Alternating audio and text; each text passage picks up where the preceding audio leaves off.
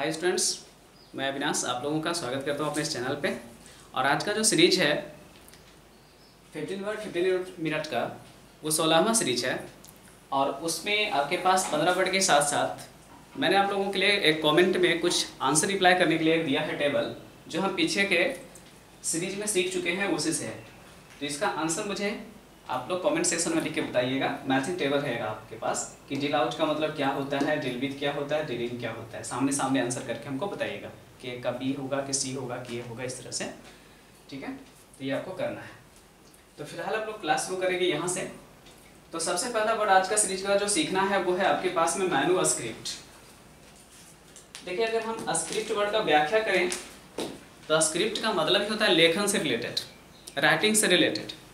तो ये कैसा आपको राइटिंग होता है ये आपको सिखाना है मुझको। स्क्रिप्ट मतलब राइटिंग, तो क्या हो जाएगा हैंड रिटन। ठीक है, इसको हटा देते हैं। ए हैंड रिटन डिटेल लिख दीजिए, ए हैंड रिटन डिटेल।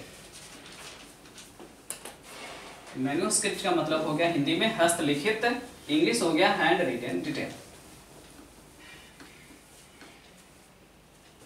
चलिए, तो फाइनली इसका आंसर आप लोग समझ पाए होंगे। ए हैंड रिटन डिटेल। नेक्स्ट में आपका सेकेंड वर्ड है नॉस्टैल्जिया, जो OWS के साथ साथ फिल इन द ब्लैंक्स में भी आता है कि वो घर वापस आए बिना नहीं रह सका क्योंकि उसे आ रही थी घर की याद। ठीक है, तो क्योंकि वो क्या चीज का है जो कि उसमें शिकार था, नॉस्टैल्जिया का। इसका हिंदी पहले हम लोग कर लेते हैं, घर की याद, है ना, घर की याद। इसी को सिनोनिमस में आपको दिखा रहेगा होम सिकनेस, है ना, कि घर जाने की बीमारी, कि हुआ नहीं एक सप्ताह कि घर वापस जाने का किसी को लगाव हो जाता है, उसी को नॉस्टैल्जिया का शिकार भी कह सकते हैं।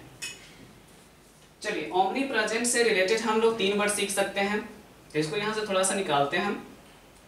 इसके सेंस में नेक्स्ट वर्ड आपको लिखते हैं पहले ओमनीपोटेंट, और एक वर्ड और लिखते हैं ओमनीसिएंट। अब कोशिश करते हैं समझने का। तो ओमनी का मतलब हो जाता है सर्व, सर्व का मतलब सभी, और उसके बाद हमें जो बचा हुआ वर्ड है उससे रिलेट करना है। तो प्रेजेंट का मतलब उपस्थित, पोटेंट का मतलब शक्तिशाली, सिएंट का मतलब ज्ञानी। ठीक है, तो ओमनी प्रेजेंट पहले लिखते हैं one who is present everywhere, present everywhere. तो आपको अगर याद रखना है तो सिर्फ शॉर्टकट में याद रखना चाहते हैं तो प्रेजेंट एवरीवेयर याद रखिए। ऑमनीपोटेंट हो जाएगा कि वन हु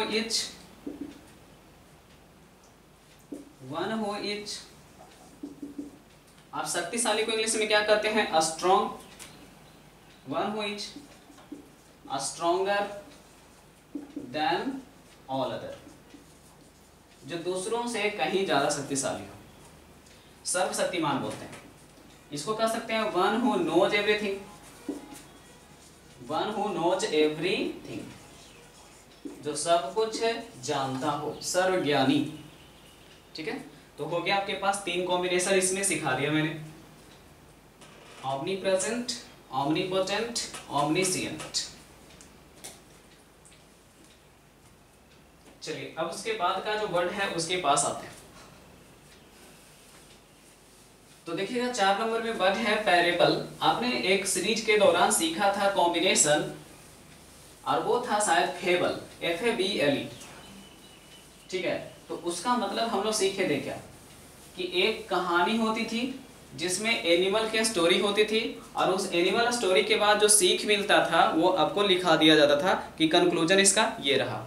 तो हम लोग सीखते हैं कि पैरेबल उससे अलग कैसे है। रिलेट किससे मैंने किया पहले, फेबल से। तो फेबल क्या होता था, एन एनिमल स्टोरी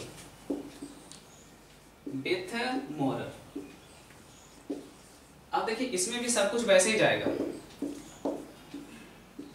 ठीक है, बस यहाँ पे चेंज होगा, कहाँ पे चेंज होगा, जहां पे एनिमल है वहां पे कुछ आएगा।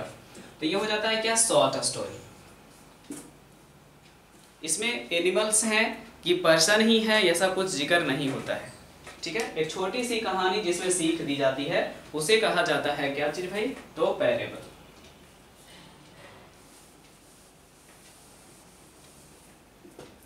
चलिए तो अगला वर्ड दिखाते हैं आपको। तो देखिए नेक्स्ट में जो पांचवा OWS सीरीज का वर्ड बच रहा है वो पैरोल है। इसका रिलेशन सबसे पहले आपको क्या चीज से है, जेल से है। ठीक है, रिलेटेड वर्ड आपका ये कहाँ से, ये अगर ध्यान रहेगा तो OWS में छाट सकेंगे ऑप्शन। तो देखिए जेल से रिहाई होती है, उसको रिलीज भी कहते हैं, पैरोल पे रिहाई भी बोलते हैं, बेल भी बोलते हैं। अब अंतर क्या है, तो जो बेल होता है ना वो एक तरह से माना जाता है कि वो एक लंबे समय के लिए हुआ, जबकि पैरोल जो होता है वो आपका थोड़े समय के लिए होता है। दूसरी बात, बेल कोई और आदमी आपका करवा सकता है, पैरोल आपको ही मांगना पड़ता है। ठीक है, तो कह सकते हैं ये short release demanded by criminal, अपराधी के द्वारा ही मांगा क्या थोड़े समय का जो रिलीज होता है उसी को कहते हैं। तो रिलीज की जगह ग्रांट भी दे सकता है ना, ए शॉर्ट ग्रांट या रिलीज।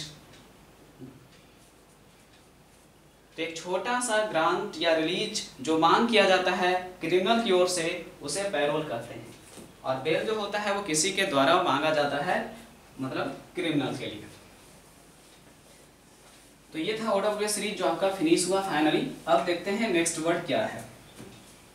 फ्रेजल वर्ब में अगला जो वर्ड है आपको सेट नंबर जो मैंने सीरीज 15 में पढ़ाया था ना, कम राउंड, उसी के जैसा है। उसमें भी था come round to the point, यहाँ भी है bring round to the point. ठीक है, तो दोनों में कुछ भी अंतर नहीं है। हिंदी हम समझाए थे क्या, समझाना। ओके, तो साइनोनिमस थोड़ा सा इस बार डिफरेंट कर लें, कन्विंस, कन्विंस। चलिए, तो पहला जो आपका फ्रेजल वर्ब था बहुत इजी रहा क्योंकि पिछले क्लास में जो हमने सीखा था उसी से रिलेटेड था। अब देखिए 7 नंबर, सबसे पहले ग्रामेटिकल आपको समझना पड़ता है कि जब हम कोप विथ का यूज करते हैं तब बिल्कुल बात सही होती है, लेकिन जब हम कोप अप विथ का यूज करते हैं ना तो ये ग्रामेटिकल सेंस में बहुत ही कम यूज होता है और इसे फॉर्मल इंग्लिश में रॉन्ग माना जाएगा। इसके जगह आप अगर चाहें तो क्या यूज कर सकते हैं, पुट अप विथ यूज कर सकते हैं। ठीक है, तो अंडरस्टैंडिंग के लिए पहले आप इन 3 चीजों को ध्यान देंगे। ठीक है, अब तीनों का मतलब क्या होता है ये समझते हैं, ये सॉरी दोनों का, ये तो गया ही। तो कोप विथ के बाद सिचुएशन लिखा हुआ है, यानी सिचुएशन के अनुसार खुद को क्या करना, ढालना। ठीक है, या सामंजस्य बैठाना, जो सेट नंबर आपने 15 में भी पढ़ा था। डील विथ का मतलब वही सेंस है, सामंजस्य बैठाना। इंग्लिश सब्स्टिट्यूशन की बात करेंगे तो क्या क्या लिख सकते हैं, टू एडजस्ट। फिर मैंने पढ़ाया था कि तूफान वगैरह का सामना करने में फेस, कष्ट वगैरह को झेलने में इंड्योर, और किसी के बहुत ज्यादा टॉर्चर वगैरह को क्या करना पड़ता है, टॉलरेट।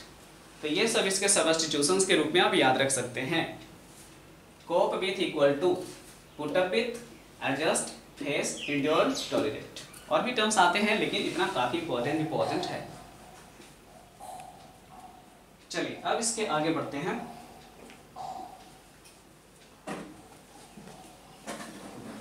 सेवेंथ नंबर के बाद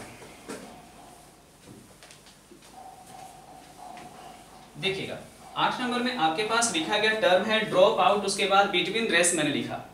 जैसे हुआ क्या, एक रेस चल रहा था, उसी बीच में आप ड्रॉप हो गए, गिर गए, या तो रेस से ही बाहर हो गए, ये होता है ड्रॉप आउट। यानी कि क्या होना, अनुपस्थित होना। अनुपस्थित काउंट होगा क्योंकि आप रेस में अंतिम तक चले ही नहीं, अनुपस्थित होना, या इसी को कहते हैं क्या, बीच में छोड़ देना। अब इंग्लिश आपके पास लिखाएगा तो क्या हो जाएगा, to discontinue,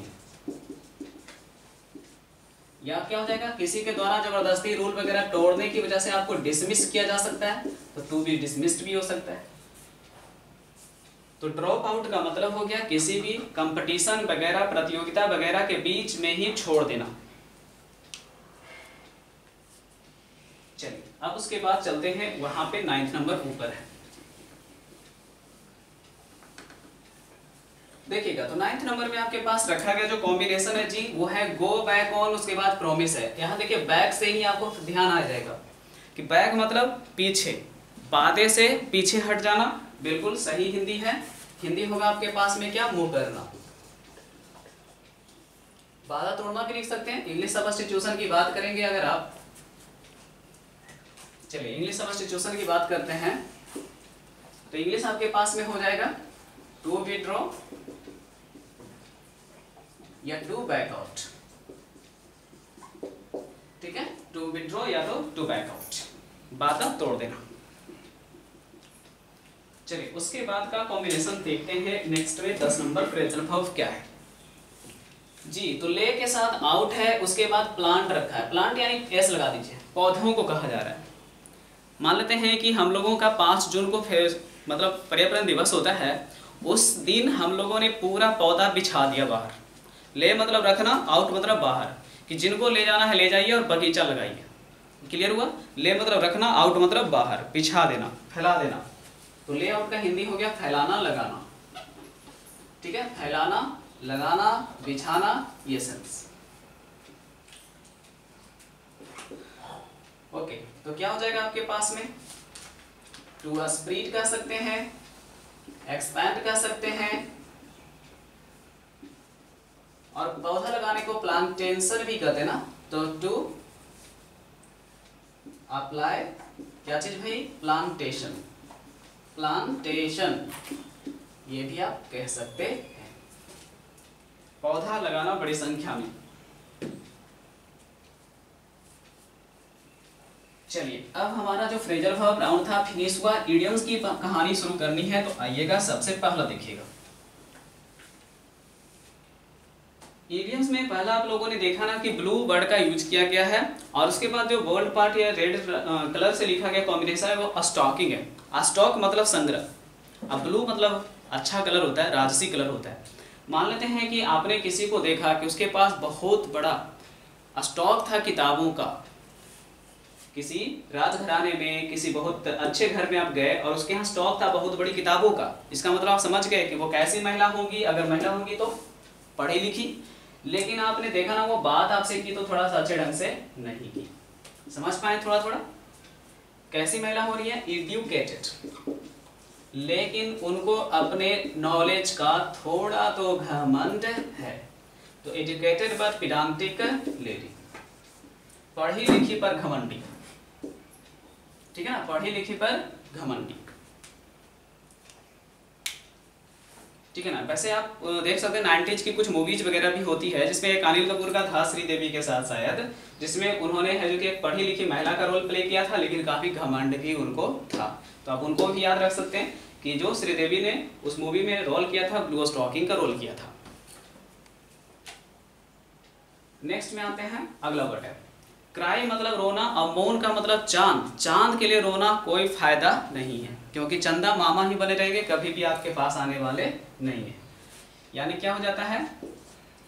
to try in when, व्यर्थ में प्रयास करना, बस खत्म। इसी को कह सकते हैं व्यर्थ में रोना। ऐसी चीज के लिए रोना जो संभव ही नहीं है कि आपके लाइफ में आने वाला हो। ठीक है, आप ट्राई की जगह क्राई भी लिख सकते हैं। आगे है डेयर डेविल। ये तो ऐसे ही पता चल रहा है कि डेयर का मतलब होता है साहस। वैसे आईपीएल में जो इंटरेस्टेड है उनको टीम का भी नाम याद आ रहा होगा, DDD, दिल्ली डेयर डेविल्स, है ना, जो दिल्ली कैपिटल्स के रूप में बदल गया। तो डेयर डेविल का मतलब तो आप समझ ही रहे हैं, तो वहां से भी समझ सकते हैं क्या? To be courageous. कैसे लोगों को कहा जाता है? बहादुर। इसी को कहते हैं शेर दिल, है ना। याद रखना है तो आप याद रख सकते हैं। 2 वर्ड वहां है, यहां भी है। डेयर डेविल, शेर दिल, है ना। दिल्ली कैसी है? तो शेर दिल है।